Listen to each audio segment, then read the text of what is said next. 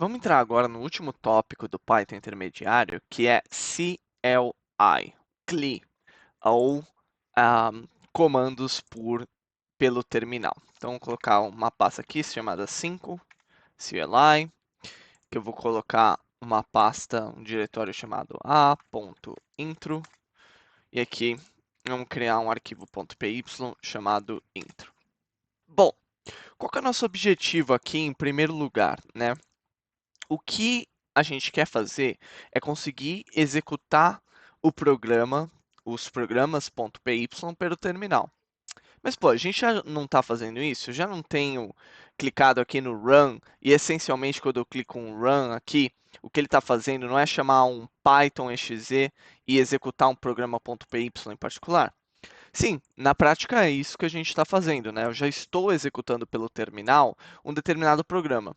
Agora, o que eu não consigo fazer, a priori, é conseguir passar argumentos para esse programa, que é algo muito comum quando a gente trabalha com praticamente tudo relacionado ao terminal.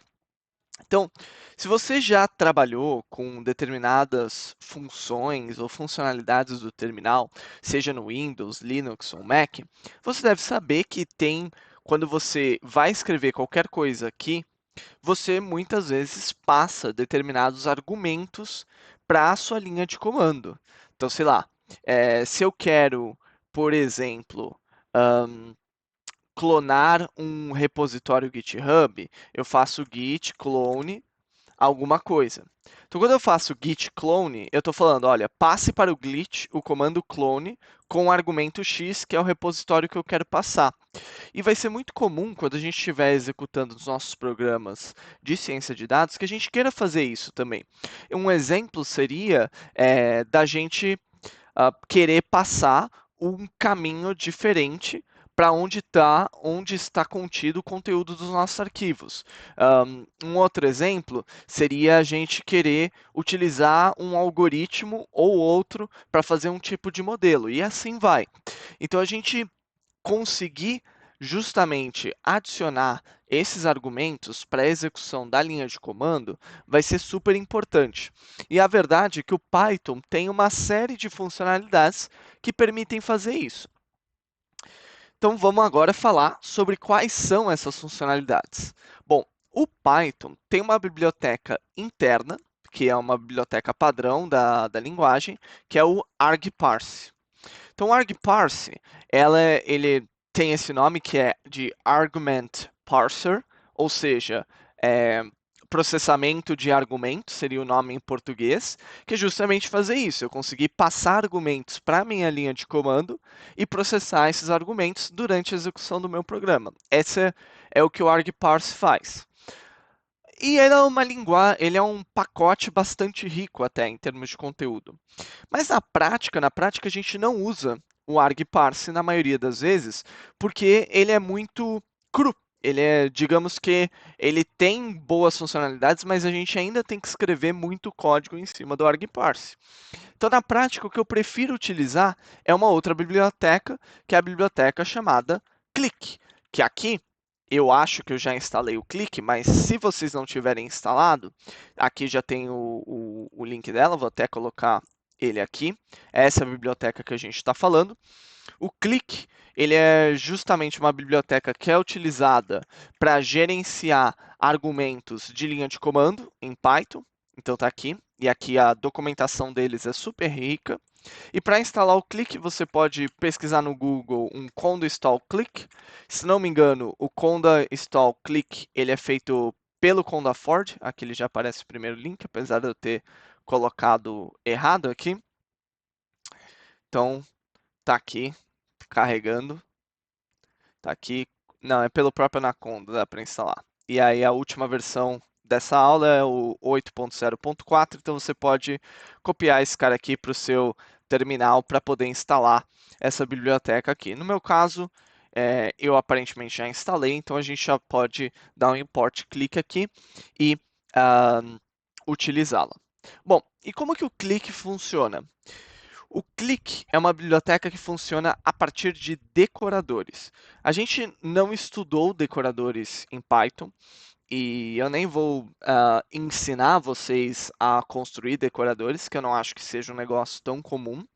Mas se vocês quiserem, tem aulas no canal para falar especificamente sobre esse tópico.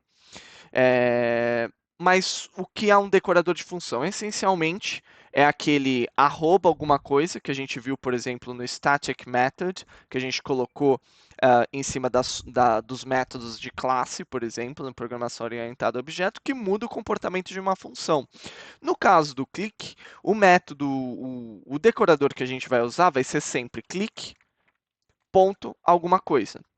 Então, o click.command, que é um decorador e aqui eu vou criar uma função hello, ele é justamente o decorador que permite à biblioteca click entender que essa função hello aqui é um comando a ser executado no Python.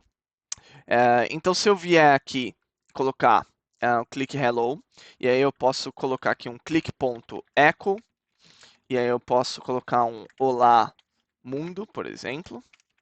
E o click.echo é como se fosse o print, só que ele é um print que é feito pelo click. E aí aqui eu coloco um if name equals main. E aí eu posso colocar aqui um hello. Ele vai chamar esse comando aqui. Aí agora, quando eu for executar essa função, e aqui eu estou no curso Ciência de Dados, então eu vou dar um cd 5.clear, cd a.intro, e agora eu vou chamar um Python intro.py. Você vê que ele chama justamente Olá Mundo. Aí você deve estar olhando para isso e pensando, nossa, que coisa idiota.